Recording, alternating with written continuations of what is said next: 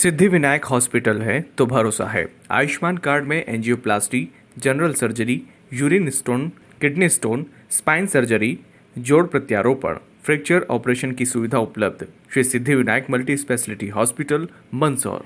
Phone 07422490333।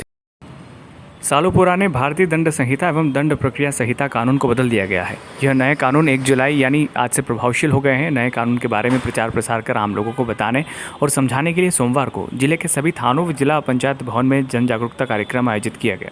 उल्लेखनीय है कि केंद्र सरकार ने भारतीय न्याय प्रणाली का सरलीकरण कर भारतीय दंड संहिता 1860 के स्थान पर भारतीय न्याय संहिता 2023, दंड प्रक्रिया संहिता 1973 के स्थान पर भारतीय नागरिक सुरक्षा संहिता 2023 व साक्ष्य विधान के स्थान पर भारतीय साक्ष्य अधिनियम 2023 लाया गया है।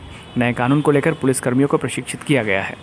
जो मुख्य बदलाव है उनमें अपराध का पीड़ित व्यक्ति घर पर बैठकर ई-एफआईआर कर सकता है। इसके लिए सिटीजन पोर्टल पर जाकर ई-एफआईआर करना होगी। इसके 3 दिन के भीतर थाने जाकर एफआईआर पर हस्ताक्षर करने होंगे। अब भारत के किसी भी थाने में किसी भी क्षेत्र में हुई घटना को पीड़ित व्यक्ति लेखबद्ध कर सकता है। थाना 0 पर एफआईआर लिख कर घटना क्षेत्र वाले स्थाने पर इलेक्ट्रॉनिक रूप से प्रेषित कर सकता है। 18 वर्ष से कम आयु की लड़की के साथ गैंगरेप में दंड का प्रावधान मृत्युदंड कर दिया गया है। आतंकवाद को पहली बार कानून में परिभाषित कर आतंकवादी कृत्य करने वालों पर कठोर दंड का प्रावधान किया गया। संगठित अपराध को पहली बार कानून में परिभाषित कर उसमें संलिप्त होने वाले आरोपियों पर दंडिक प्रावधान किया गया है। बच्चों के माध्यम से अपराध करवाने वालों के विरुद्ध पहली बार दंडिक प्रावधान किया गया है। सामूहिक हत्या, मॉब लिंचिंग को कानून में पहली बार परिभाषित कर जघन्य अपराध मानते हुए कठोर दंड का प्रावधान किया गया है।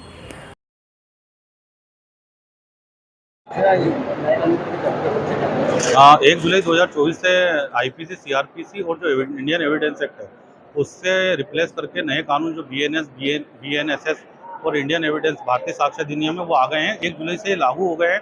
इस संबंध में परिचर्चा और जागरूकता कार्यक्रम पिपलिया मंडी में रखा गया था, जिसमें प्रबुद्धजनों, स्कूल के बच्चे, कॉलेज स्टाफ आदि को बुलाया गया था तथा उन्हें बताया गया था कि अब कानून में नाम के साथ उसकी प्रकृति में ही परिवर्तन हुआ है। अब पुलिस को भी डिजिटल रूप से बहुत सारे कार्य उसमें करना है। ई-एफआईआर क्या होती है, 0 पे एफआईआर क्या होती है, उसके बाद की जो महिला एवं बच्चों के विरुद्ध जो अपराध होते हैं उसमें अब जो कि सजा बढ़ाई गई है। तो ये संबंध में एक परिचर्चा और जागरूकता कार्यक्रम यहाँ पे रखा गया है।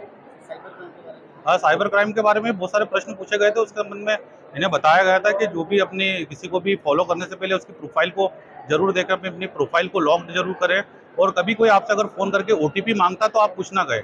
अगर कुछ नहीं कहेंगे तो वो अपने आप ही उसका फोन कट कर देगा और अपन एक साइबर फ्रॉड से अवेयरनेस के माध्यम से बच सकते हैं। आम जनता से ये अपील है कि जो अब जो क्राइम होता है वो तकनीकी क्राइम है, तो आपके पास अगर कोई भी फोन आता है तो आप उसको अपना ओटीपी नहीं बताएं। अगर आप किसी प्लेटफॉर्म पे, सोशल मीडिया पे हैं तो आप अपनी प्रोफाइल को लॉक्ड रखें। दूसरा, किसी को फॉलो करने से पहले देख लें कि ये आप उसको व्यक्तिगत रूप से जानते हैं कि नहीं। ये कुछ ऐसी सावधानियां हैं जिनके कारण से हम साइबर फ्रॉड से बच सकते हैं। जी, निर्णय तो क्या होना था, केवल कानून तो आज से लागू हो गए। आज लागू होने के बाद हम सब लोगों को केवल जानकारी मिली कि ये कानून आज से लागू हो गए हैं। अब बहुत सारी चीज़ें हैं। एक बात तो कही जा रही है, यहाँ तक जिला प्रशासन की जवाबदारी तो ये थी कि शासन के निर्देशों का पालन करे और समाज के प्रबुद्ध नागरिकों को, विभिन्न वर्गों को, लोगों को बुला के जानकारी दे। प्रशासन ने अपना काम किया है। लेकिन जहाँ तक ये प्रश्न है कि ये क्या 175 साल से वही कानून था जो अंग्रेज छोड़ के गए थे, जो बार बार इन कानूनों को लेकर प्रचारित किया जा रहा है, मुझे लगता है कि ये उचित नहीं है। क्योंकि ये ठीक है कि कानून तब बने थे, लेकिन उसके साथ साथ फिर कानूनों में समय के अनुसार परिवर्तन आते रहे। अब कोई ये अपेक्षा तो नहीं कर सकता कि आज यदि ई-एफआईआर आज हो सकती है तो 75 साल पहले भी हो सकती थी। टेक्नोलॉजी के साथ चीज़ें बदलती हैं, समय के साथ, परिस्थितियों के साथ चीज़ें बदलती हैं। नए कानून में उन नई परिस्थितियों को, नई टेक्नोलॉजी को समाहित करने की कोशिश की गई है। लेकिन जो सबसे महत्वपूर्ण बात है, कानून बना लेना एक बात है, सरकार ने किया, धन्यवाद, लेकिन उनका क्रियान्वयन कैसे होगा? पुलिस थानों पर जनता के साथ बर्ताव कैसे होगा? कोर्ट में जिस तरीके से सालों एक प्रकरण को लगते हैं, क्या इन नए कानूनों के आने से वो प्रकरणों की समय सीमा कम हो जाएगी? क्या त्वरित न्याय मिल जाएगा? अगर ऐसा हो पाता है तो मैं समझता हूँ कि प्रयास सफल हुआ है, वरना तो फिर हम यही कहेंगे कि ये एक वही पुरानी चीज़ नए परिवेश में आ गई है। तो हम सब इस बात की प्रतीक्षा करेंगे कि क्या हमारी कार्यशैली बदली है, क्या हमारी कार्य संस्कृति बदली है, क्या जनता को वास्तव में इन कानूनों से लाभ देने की एक कोशिश हुई है और जो भावना थी उसके अनुरूप काम हो रहा है। अगर ऐसा हुआ तो मैं भी स्वागत करूँगा, लेकिन आज तो हम ये देखने की प्रतीक्षा कर रहे हैं। देखिए, हमारे देश में ब्रिटिश शासन के समय से लगभग 164 वर्षों पूर्व में ब्रिटिश शासन ने जो हमारे देश में न्याय व्यवस्था लागू कर रखी थी, जो कि न्याय व्यवस्था नहीं दंड व्यवस्था के नाम से हमारे देश में उसको जाना जाता था।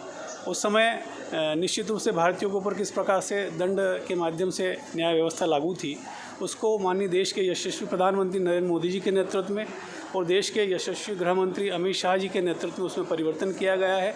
और 164 वर्षों के लंबे समय के बाद देश में वर्तमान समय में न्याय व्यवस्था में क्या आवश्यकता है, वर्तमान समय को देखते हुए उसमें संशोधन किया गया है, नए कानून बनाए गए हैं और उसी की जानकारी आज यहाँ इस सेमिनार के माध्यम से, इस कार्यशाला के माध्यम से प्रशासन देने का काम कर रहा है। वो आम जनता तक पहुँचे, उसकी जानकारी पहुँचे, ताकि आम जनता को उसका लाभ हो, नए न्यायिक प्रक्रिया का लाभ हो, उसको लेकर आज ये बैठक आयोजित की।